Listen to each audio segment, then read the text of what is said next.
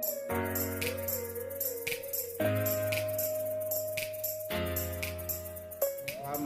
siang, terima kasih rekan-rekan media cetak dan elektronik yang saya hormati. Saya sungguh prihatin ya. Saya sungguh prihatin kok bisa-bisanya ini buat Bapak Presiden Prabowo Subianto, Pak. Yang Bapak sekarang sedang menegakkan hukum untuk Indonesia diperbaiki lebih baik. Ya, ini ada fakta hukum di persidangan bisa dinafikan oleh jaksa penuntut umum. Ya Bu Ida ya, saya dengarin dari satu-satu. Pertama, ada 2 orang yang melakukan hubungan badan. Betul nggak Bu Ida? Betul. Ya, betul ya tim pengacara semua ya. 2 orang melakukan hubungan badan di apartemen Moi Kelapa Gading. Satu mengatakan suka sama suka, itu Hotman bilang suka sama suka, benar Rahmat? Benar semua ya? Nah, ini kita buka nih Bapak Presiden, lihat nih. Dengan Jaksa Agung dan Bapak Ketua Mahkamah Agung. Ya, Hotman mengatakan suka sama suka. Dan dia menyampaikan ketika check-in di Moi Kelapa Gading, dia mengatakan kecewa karena buah dada Iklim Hakim keras, tidak sesuai dengan aslinya. Benar? Benar tidak? Benar ya? Itu Hotman. Dan saya tanya, apakah itu dalam rangka apa? Dia bilang kami pacaran. Benar kan? Ketika kita periksa si Iklim Hakim, si perempuan yang memberikan kuasa kepada saya sebagai seorang pengacara, menjalankan kuasa, Iklim Hakim mengatakan bahwa benar ada pelecehan terhadap dia dengan bahasa sesuatu yang sudah dia sampaikan di Kementerian PPA. Benar? Benar. Dan di Kementerian PPA Ibu Ica Margaret Robin sudah mengakui bahwa Iklim Hakim mengalami pelecehan seksual hubungan badan sekali di apartemen Moi, dituduhi oleh Hotman Paris. Yang kedua, 2 kali dalam mobil, ditarik bajunya, koyak, beraknya, dan Hotman nyusui di situ. Benar nggak? Betul. Pak. Benar tidak? Ya. Kemudian Hotman Paris juga meraba-raba kemaluannya di klub. 4 kali pengakuan ini dijelaskan di persidangan. Benar tidak, Bunda? Benar tidak? Dan ada bahasa apa? Jilat-jilat. Jilat-jilat apa maksudnya, Bu? Vagina. Ini 2 orang yang sedang melakukan tindakan. Si perempuan Iklim Hakim datang kepada seorang Rasman, mengatakan dilecehkan, diberikan chattingan, ada ML yuk tiap hari, jilatanku tidak ada 2-nya, rugi putus dari aku, buka dadamu, buka pahamu. Ini kok Iklim Hakim dituntut 6 bulan, 100 juta denda atau subsidi 2 bulan, sedangkan Rasman dituntut 2 tahun, denda 200 juta. Iklim mengatakan saya tidak suka diperlakukan Hotman oleh begitu, karena itu dia mengundurkan diri. Benar tidak? Apa ini hukum ini Pak Prabowo? Apakah Hotman bisa mempermainkan hukum? Apakah saya melawan negara? Kalau melawan Hotman dianggap sebagai musuh negara, baik, saya akan tahan buat Hotman. Saya akan angkat tangan. Tapi saya tahu bahwa Hotman bukan segala-galanya. Karena itu, kalian bisa penjarakan fisik saya, tapi pikiran dan perlawanan jiwa saya jangan pernah mati sampai saya meninggal dunia dan di akhirat. Jadi, ini bobrok. Bagaimana ceritanya? Saya pasangnya sama, turut serta. Siapa pelaku utama? Saya dapat chattingan. Masa dikatakan bahwa saya menuduh? Kalimat saya menduga. Karena itu maka kami minta agar Bapak Jaksa Agung muda pengawasan, Bapak Jaksa Agung untuk memanggil jaksa-jaksa ini. Saya dapat informasi mulai dari 2 hari yang lalu saya keliling.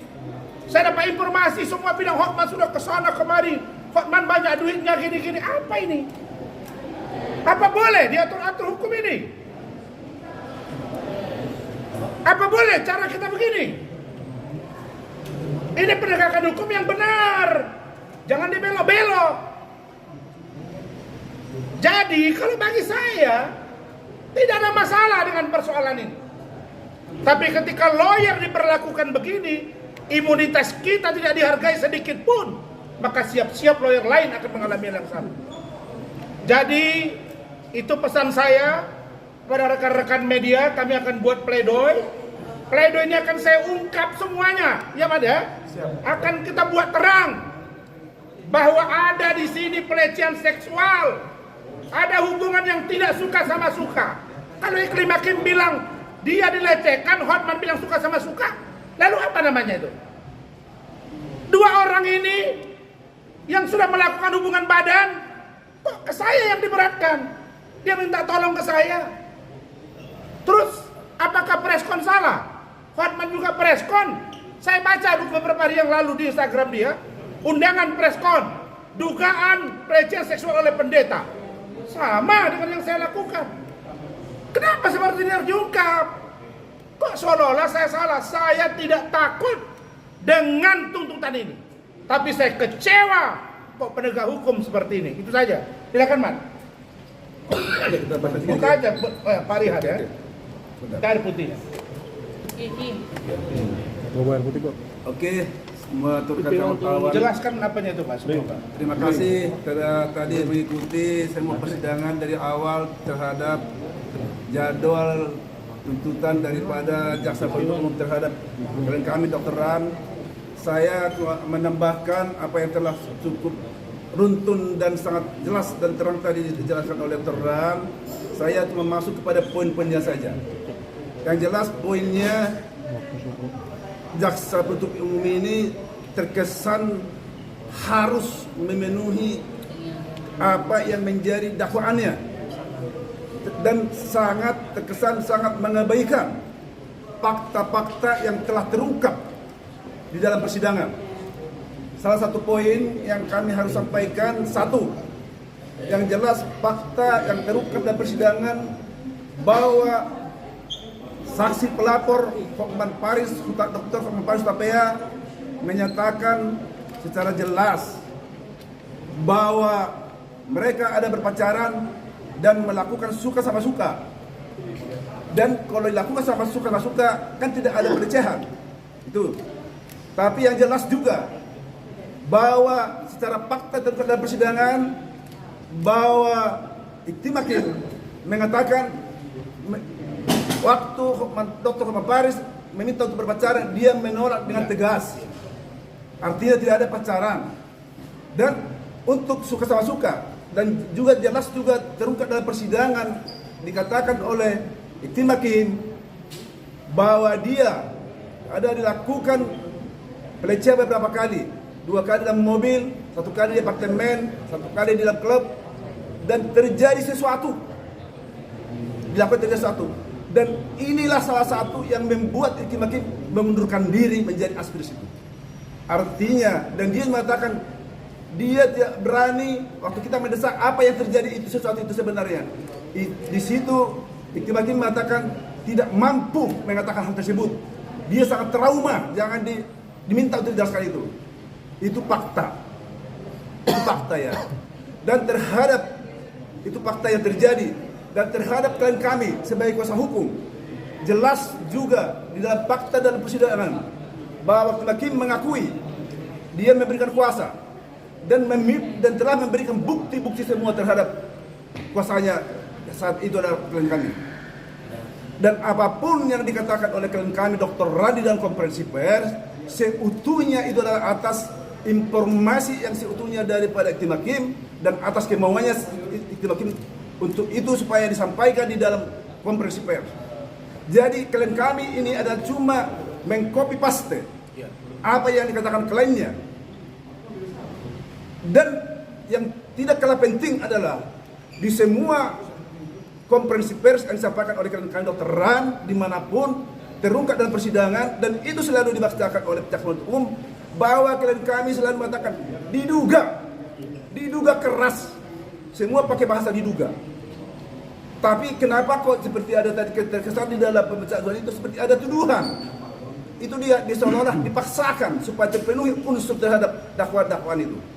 Oke, kita paham dalam hal itu. Memang seorang jaksa penuntut umum adalah yang sebagai pengacara negara, memang kalau mereka telah melakukan suatu dakwaan, mereka akan berusaha semaksimal mungkin untuk memenuhi unsur tersebut. Tapi biarlah seharusnya dengan cara-cara yang elegan, karena ini kan live, terbuka untuk umum, semua udah lihat, semua nilai, ya kan? Jadi itu kita memaklumi hal itu. Untuk itu kita dengan tegas tadi mengatakan akan melakukan tanggapan pledoi ataupun pembelaan terhadap klien Dr. Ran. Dan itu kami telah meminta diberikan waktu 2 minggu. Kenapa 2 minggu? Karena jaksa penuntut umum mempersiapkan tuntutannya 2 minggu. Dan untuk itu diberikan. Dan nanti akan kami buka dengan jelas, urai dengan runtun. Mudah-mudahan dengan nanti pledoi yang kami susun dengan baik ini, dan pledoi ini adalah yang kami ungkap ini adalah semua adalah fakta-fakta semua yang dari persidangan. Mudah-mudahan hakim nanti dengan bisa jelas, jeli, dengan teliti melihat pledoi kami ini sehingga membuat menimbang dan memutuskan bahwa menyatakan semua dakwaan yang didakwakan oleh jaksa penuntut tersebut tidak terbukti secara sah dan meyakinkan, akhirnya klien kami dibebaskan dari segala tuntutan hukum. Itu aja yang jadi kami harapkan untuk nanti putusan nanti ke depan. Terima kasih. Itu dilanjutkan. Baik, sebentar ya. Tadi malam saya sebenarnya sudah dapat info ini. Keluarga saya sudah tanya saya. Saya santai. Bahkan saya sudah dapat info juga bahwa Iklim Hakim itu dituntut 6 bulan, nanti juga hukuman percobaan. Yang ke saya nanti akan jatuh lah, kira-kira begitulah. Sudah tahu saya, benar prediksi saya. Nah, jadi kalau memang melawan Hotman dianggap sebagai musuh negara, mari kita angkat tangan sama Hotman semua. Tapi kalau Hotman masih equality before the law diperlakukan, saya tidak akan pernah mundur menghadapi dia. Saya sudah berani memfaktakan bahwa ada perbuatan itu. Yang disebut sesuatu itu karena dia ketakutan, betul kan? Ya. Tapi ketika kita ngomong, saya tanya langsung. Dan kemudian Ibu Ica menjelaskan, ya Mak, bahwa dalam mobil itu benar diusui. Benar nggak Pak? Betul. Betul ya, Nolin ada. Kemudian di apartemen, ditiduri, benar kan? Lalu kemudian di klub. Apa ini? Orang yang berzina bisa dianggap ringan. Orang yang membela karena merasa dizinai dihukum berat. Masya Allah, luar biasa. Saya kira ini menjadi potret yang harus kita pelajari dan kita dalami apakah ini akan lebih baik buat Indonesia atau tidak. Pak Prabowo tolong turun tangan Pak untuk ngurusi ini. Apalagi Hotman selalu bilang Pak Prabowo tuh mantan klien saya, ini. Saya udah bilang berkali-kali, 2015 pun saya bersama dengan Bapak Prabowo. Tapi nggak ada urusan ini. Sebenarnya, tapi karena dibelok-belok ke sana kemari, oke. Kita ingin tes bagaimana pemimpin negara. Berani tidak untuk meminta agar hukum ditegakkan dengan benar pada semua kalangan, bukan saja kasus korupsi. Kita juga minta agar hakim bertindak adil. Saya kira itu. Silakan Bu Ida. Assalamualaikum. Hari ini kami sebenarnya kaget, tidak etis rasanya